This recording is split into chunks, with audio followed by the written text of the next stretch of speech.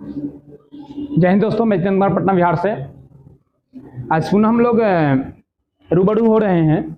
इससे पिछले क्लास में हम लोगों ने वैष्णव धर्म के बारे में थोड़ी सी चर्चा ली थी। वैष्णव धर्म या भागवत धर्म या शाश्वत धर्म, तीनों एक ही धर्म था।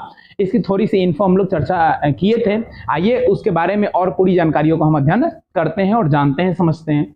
देखिए, भागवत धर्म की स्थापना मैंने पहले ही बता दिया था कि श्री कृष्ण द्वारा किया गया।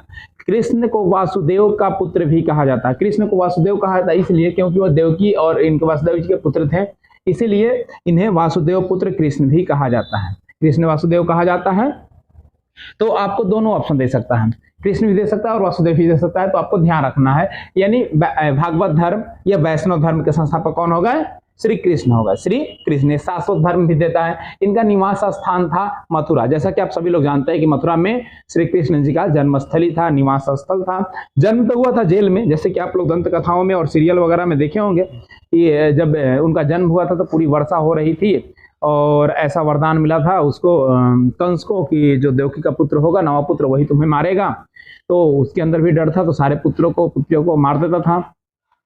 अंत में वो जब श्री कृष्ण का जन्म हुआ, तो जैसे कि दंत कथाओं के आधार पर मैं बता रहा हूँ, इसकी कोई प्रमाण नहीं है, तो बताया जाता है कि जब हुआ तो सारे के सारे जो दरवाजे हैं वो जेल के खुल गए और जो उनके पिताजी थे कृष्ण जी के, देवकी जी, वो लिए उसको, कृष्ण जी को लिए और एक डाली में रख के और यमुना नदी को पार करके अपने मित्र के पास आ गए और उनकी पुत्री का जन्म हुआ था, तो दोनों बच्चा को एक्सचेंज करके वापस लेके चले गए। ऐसी दंत कथाएं हैं। तो निवास स्थान मथुरा ही था, यानी लालन पालन सारा चीज मथुरा में ही हुआ और मथुरा का नरेश भी था कंस। देखिए, जब इनकी जन्म हुई थी और ये भागवत धर्म जब प्रचलन में था, वैष्णव धर्म जब प्रचलन में था, तो उस कालखंड में जो जैन धर्म, इससे पिछले हम लोग पढ़े थे, जैन धर्म में 24 तीर्थंकर हुए थे, है ना, जिसमें 2 तीर्थंकर काफी फेमस थे, पार्श्वनाथ और महावीर स्वामी। जो 22वें तीर्थंकर थे जिनका नाम था अरिस्टोनेमी समकालीन थे। किनके समकालीन थे? तो भागवत धर्म की जब स्थापना की गई थी श्री कृष्ण जी के द्वारा उस समय, और जो जैन धर्म चल रहा था उसके 22वें तीर्थंकर, दोनों एक समकालीन थे, यानी एक ही समय काल में जैसे कि थे। यानी 2000 अभी चल रही है ना, 21वीं सदी चल रही है, आप लोग का भी 21वीं सदी में ही है और हम भी 21वीं सदी में ही है, तो समकालीन होगा। लेकिन अगर हम 20वीं सदी के होते और 20वीं सदी में अगर ये चीज पढ़ाते और आप 21वीं सदी में पढ़ रहे होते और 21वीं सदी में हम नहीं होते, तो आपके हम समकालीन नहीं होते। समकालीन मतलब उसी लगभग एज में 2 साल 4 साल आगे पीछे की बात हो, लेकिन लगभग उसी अप्रॉक्स एज में तो समकालीन कहलाता है। इस धर्म का सबसे लोकप्रिय स्वरूप वैष्णव धर्म है। यानी ये इस धर्म को जो सबसे ज्यादा प्रचलन मिला वो किस नाम से मिला? तो वैष्णव धर्म के नाम से प्रचलन मिला। यानी भागवत धर्म को सबसे चर्चित नाम से क्या जानते हैं हम लोग? तो वैष्णव धर्म के नाम से जानते हैं, वैष्णव धर्म के नाम से जानते हैं।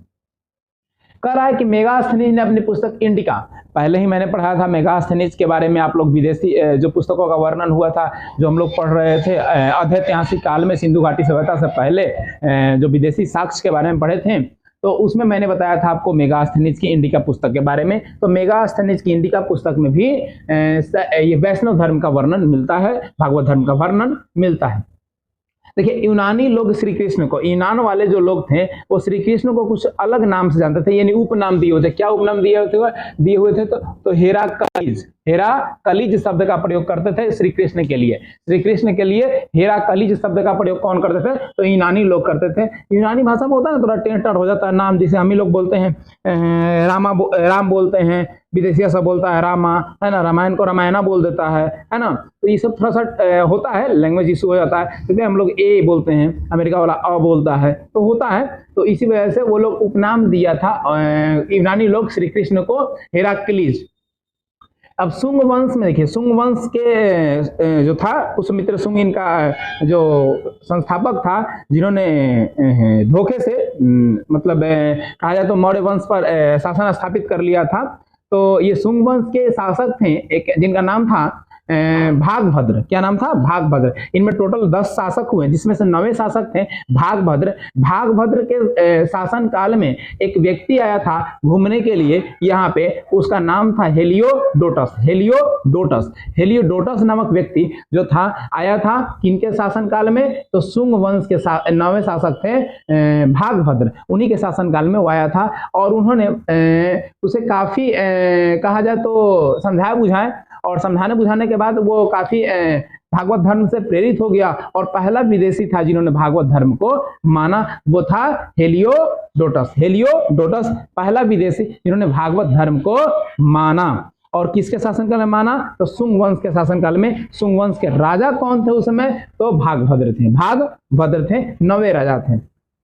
एक स्तंभ मिला, इसका प्रमाण आखिर कहां से मिला कि भाई वो पहले विदेशी थे जिन्होंने माना है इस चीज को? तो एक विदेशी थे, उनका प्रमाण मिला है मध्य प्रदेश के विदिशा में। एक स्तंभ लेख है। क्या है? एक स्तंभ लेख है जिसे हम लोग गरुड़ लेख कहते हैं। जिसे क्या कहते हैं हम लोग? गरुड़ लेख कहते हैं। वो स्तंभ लेख लिखवाया गया था हेलियोडोटस के द्वारा, जिसने लिखा है उस स्तंभ पे लिखा हुआ है ओम नमो भागवते वासुदेवाय नमः। ओम भगवते वासुदेवाय नमः। ये चीज है उस स्तंभ पे लिखा गया है, जो कि स्तंभ लिखवाने का काम किया था हेलियोडोटस ने। यानी वो उस समय भागवत धर्म को मानता था, इसलिए उसने इस शब्दों का प्रयोग किया है। अगर देखा जाए तो भागवत धर्म का सबसे पहले जो प्रयोग किया गया है जिस उपनिषद में, वो उपनिषद का नाम है छंदांग। छंदांग उपनिषद है। छंदांग उपनिषद में सबसे पहले देवकी के पुत्र के रूप में कृष्ण जी का वर्णन हुआ है। देवकी के पुत्र के रूप में वर्णन किया गया है, यानी इसे धर्म के बारे में वर्णन किया गया है कि भागवत धर्म को विस्तृत रूप से चर्चा करने वाले या इसको संस्थापक जो हैं देवकी के पुत्र कृष्ण जी हैं, जो कि छंदांग उपनिषद में इसकी चर्चा मिलती है। श्रीमद् भागवत गीता का निष्कर्ष क्या निकलता है? जो भागवत गीता है, भागवत गीता में एक जो लॉजिक निकल के आती है, उसका अर्थ यही होता है कि कर्म कीजिए और फल की चिंता मत कीजिए। कर्म कीजिए और फल की चिंता मत कीजिए। लेकिन आज क्या हो जाता है? आज उल्टा होता है। पहले हम लोग फल की चिंता करते हैं, बाद में कर्म करते हैं। और जाहिर सी बात है, समय जो चल रही है, पहले लोग की उतनी आवश्यकता, उतनी जरूरत नहीं थी, तो उस आधार पर कह सकते थे कि कर्म कीजिए, फल की चिंता मत कीजिए।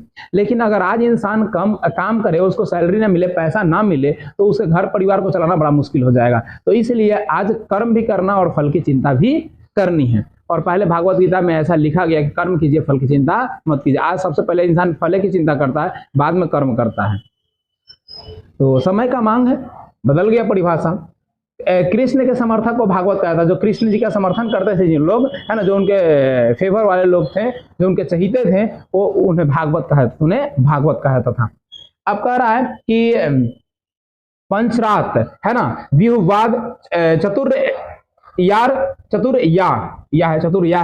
चतुर्या है, ये जो है सिद्धांत, इनका संबंध भागवत धर्म से है। ये सब सिद्धांत है बहुवाद बहुवाद या चतुर्यार, ये जो सिद्धांत है इनका संबंध किससे है? भागवत धर्म से। दे सकता है कि यार या बहुयवाद का किस धर्म से संबंध है, तो आपको भागवत धर्म से लेके चलना पड़ेगा। वो सिद्धांत है, कुछ नियम कानून है जिसके आधार पर उसको पालन करना होता था। देखिए, भले ही शुंग वंश के शासक भागभद्र ने भले विदेशी को वैष्णव धर्म की स्थापना करने पर मजबूर किया, या उसकी इच्छा से हुआ जो भी हुआ, लेकिन सबसे ज्यादा जो वैष्णव धर्म का प्रचलन जो हुआ ना, वो शुंग वंश में न होकर गुप्त काल में हुआ। किस काल में हुआ? गुप्त काल में हुआ। गुप्त काल में इसका काफी विकास हुआ। और गुप्त काल के जो शासक थे चंद्रगुप्त द्वितीय, देखिए इसमें कंफ्यूज मत होइएगा, चंद्रगुप्त द्वितीय और चंद्रगुप्त मौर्य में। चंद्रगुप्त मौर्य थे जो मौर्य वंश के संस्थापक थे। चंद्रगुप्त मौर्य जब आ जाएगी, मौर्य लगा रहेगा, तो वो किस वंश से चल जाएंगे? मौर्य वंश के संस्थापक। अगर यहाँ कहेगा चंद्रगुप्त द्वितीय, तो ये गुप्त वंश के एक सम्राट थे, मतलब बहुत समृद्धशाली राजा थे, यानी अच्छे राजा थे, जिनके दरबार में, है ना, 9 विद्वान रहा करते थे। यानी चंद्रगुप्त द्वितीय के दरबार में 9 विद्वान रहा करते थे। 9 विद्वान में एक प्रमुख विद्वान थे जिनका नाम था कालिदास। कालिदास के आप लोग दंत कथा सुने होंगे। कालिदास का क्या था? थोड़ा कहा जाता है कि मंद बुद्धि थे, उतना दिमाग नहीं लगाते थे। तो एक बार पेड़ पे बैठे हुए थे, उल्टा डाल को काट रहे थे, है ना। तो एक बार पूरा वहाँ के रानी द्वारा, देखिए रानी का मुझे नाम याद नहीं आ रहा है, उस रानी के द्वारा शर्त लगा के भाई सबसे जो मूर्ख है उस मूर्ख को ढूंढ के लेके आइए। जो मूर्ख है इस पूरे राज्य में, उसको ढूंढ के लेके आइए। मूर्ख को ढूंढ के लाया गया, यानी मतलब रानी के द्वारा ऐसा किया गया था कि मूर्ख को लाइए, मतलब यह सबसे विद्वान को लेके आइए। मतलब इस तरह की वहाँ पे कहा तो एक तरह कंपटीशन था कि लेके आइए। तो लोग ढूंढते रहे, तो देखे कि एक व्यक्ति पेड़ पे चढ़ा हुआ है और जिधर की ओर बैठा हुआ है उधर वाले डाल को काट रहा है, यानी कटने पर वो नीचे गिर जाएगा। तो इसी क्रम में लोग उसी को उतारे और लेके आए। तो जब सभा बैठी हुई थी और वहाँ सभी जो विद्वान आए शस्त्रार्थ कर रहे थे, यानी कंपटीशन कर रहे थे उस महारानी से, लेकिन सभी हार जा रहे थे। तो उसी क्रम में ऐसी दंत कथाएं हैं कि जब महारानी ने क्या किया, एक अंगुली ऐसे उठाया, तो कालिदास ने 2 अंगुली उठाया। महारानी ने 5 उंगली उठाया तो ये पूरा मुक्का बांध के उठाए। यानी इनका कहने का तात्पर्य था, उनको ऐसा लगा कि महारानी बोल रही है ना कि मेरा एक आंख फोड़ देगी, तो बोले कि तो हम तुम्हारा दोनों आंख फोड़ देंगे। महारानी ऐसे हाथ उठाई, इसका मतलब वो समझे कि थप्पड़ मारने को बोल रही है, तो बोले कि हम मुक्का से मारेंगे, है ना। लेकिन इसका शाब्दिक अर्थ कुछ और था, है ना। वो कहती थी कि स्त्री से इस संसार का अस्तित्व है। वो बोले कि अब वो बोले 2 उंगली, वो 1 उंगली उठाई महिला जो थी और ये 2 उंगली उठाए, तो इसका अर्थ वो महिला निकालती है। वो कालिदास समझे कि वो मेरा आंख फोड़ने के लिए कह रही है, तो वो दोनों उंगली दिखाई कि हम दोनों आंख फोड़ देंगे। जबकि उस महिला ने इसका अर्थ निकाला कि स्त्री से नहीं बल्कि स्त्री और पुरुष दोनों से इस संसार का सृजन होता है। ये अर्थ वो समझे। फिर उन्होंने 5 तत्वों को बताया। फिर क्षितिजक भाव गगन समीरा पंच तत्व मिला बना शरीरा, है ना। ऐसा करके 5 चीजों को वो दिखाए, 5 ज्ञानेंद्रिय और 5 तत्वों के बारे में वो 5 उंगलियों को दिखाए। अब ये समझे कि वो थाप मारने के लिए करे तो मुक्का बना दिए।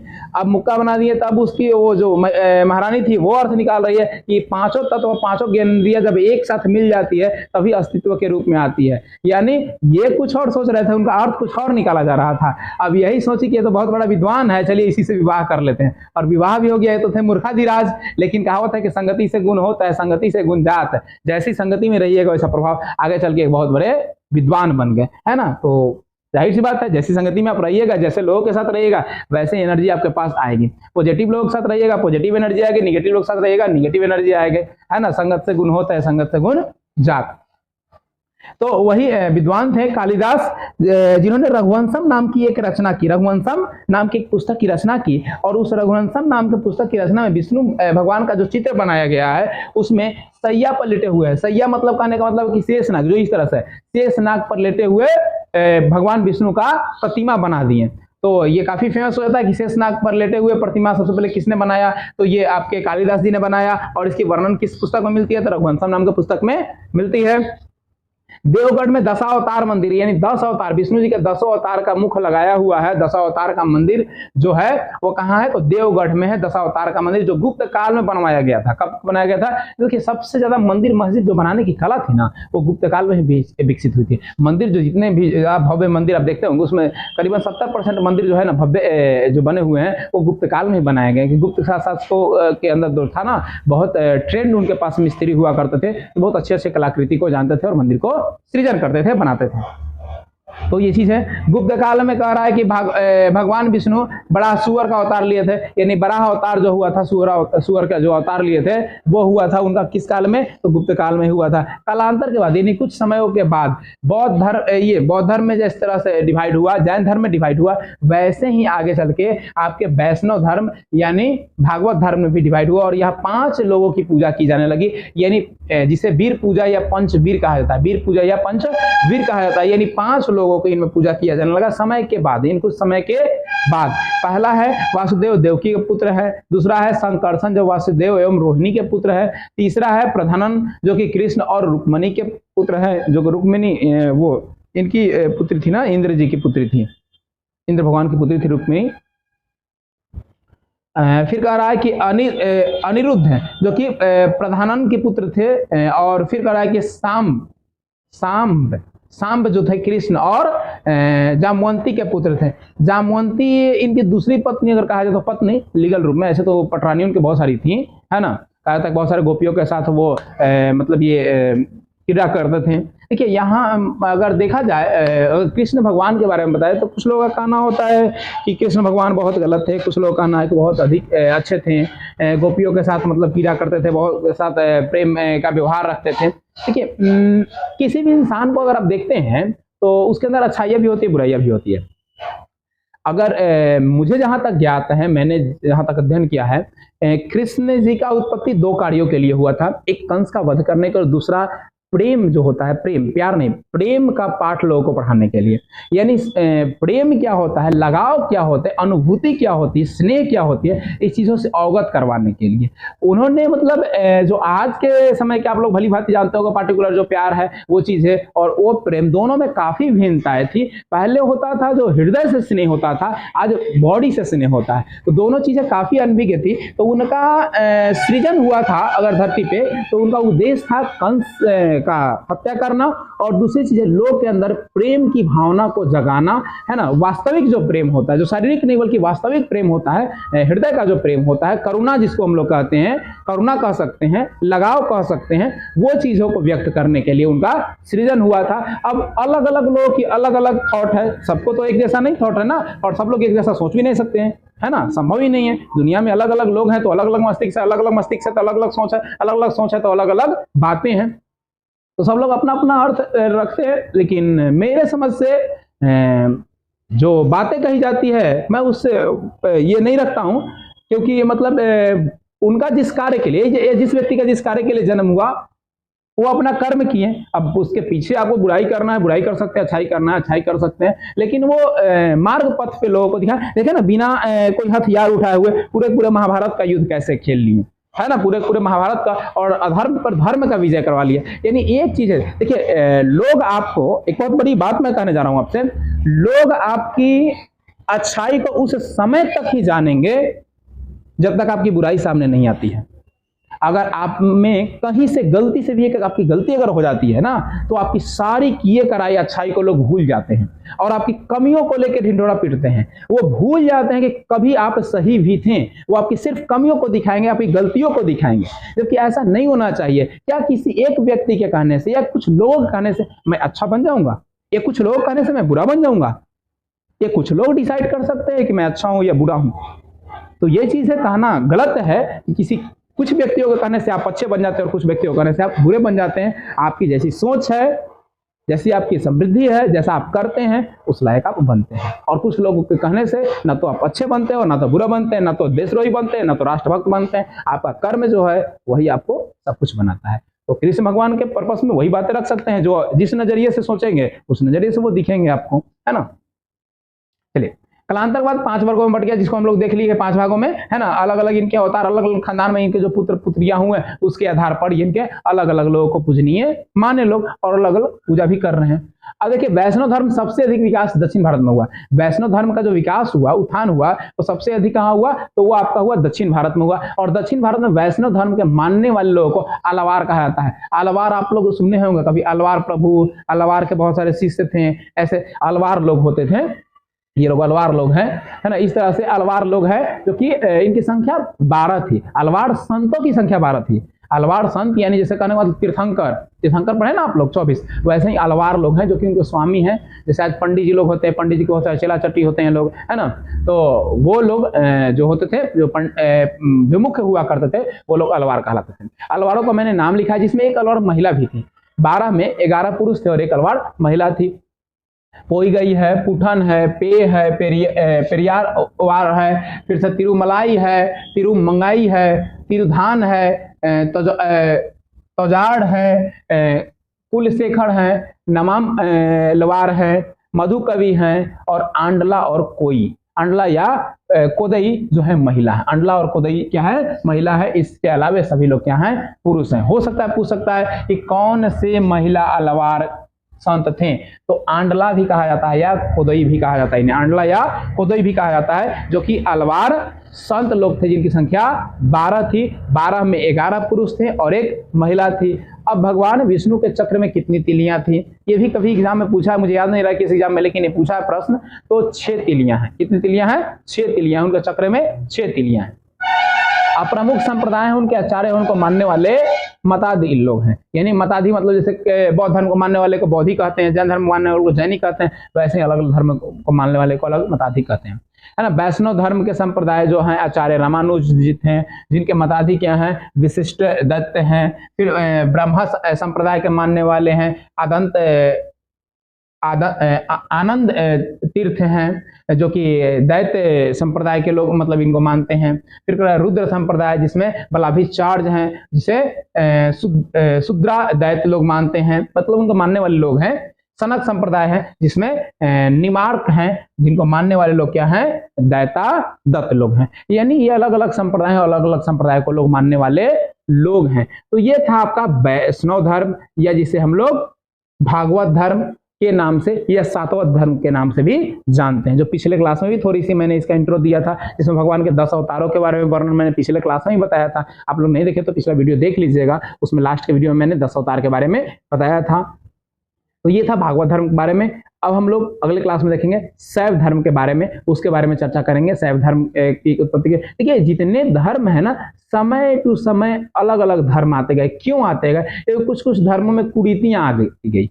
अगर आपका देखा जाए वैदिक काल अगर सही होता, वैदिक काल के अंदर जो ब्राह्मण ग्रंथों की और ब्राह्मण लोगों की जो उत्पत्ति हुई, जो कि अन्य देशों से आके भारत में बसे और अपना साम्राज्य विस्तार किए, लोगों को ज्ञान दिए, अगर उनमें कमियां नहीं होती तो जैन धर्म की उत्पत्ति नहीं होती। अगर जैन धर्म में कमियां नहीं होती तो आपके बौद्ध धर्म की उत्पत्ति नहीं होती। बौद्ध धर्म में कमियां नहीं होती तो वैष्णव धर्म की उत्पत्ति नहीं होती, और वैष्णव धर्म में कमियां नहीं होती तो शैव धर्म की उत्पत्ति नहीं होती। ऐसे ही और भी आगे हम धर्म के बारे में आपको बताते जाएंगे। तो कहीं ना कहीं कुछ ना कुछ कमियां आई, जिसकी वजह से लोगों का उस धर्म के प्रति मोह भंग होकर अन्य धर्म के प्रति लगाव बढ़ता गया। जहां उन्हें सम्मान मिला, जहां उन्हें स्थान मिला, जहां उन्हें अच्छी चीजें लगी, नए नए धर्म की उत्पत्ति हुई, लोग नए नए धर्म में अग्रसर होते गए। तो मिलते हैं फिर अगले वीडियो में नई दास्तान के साथ, नए धर्म ग्रंथों के साथ, मतलब नए धर्म के साथ मिलते हैं। जय हिंद, जय भारत, जय संविधान।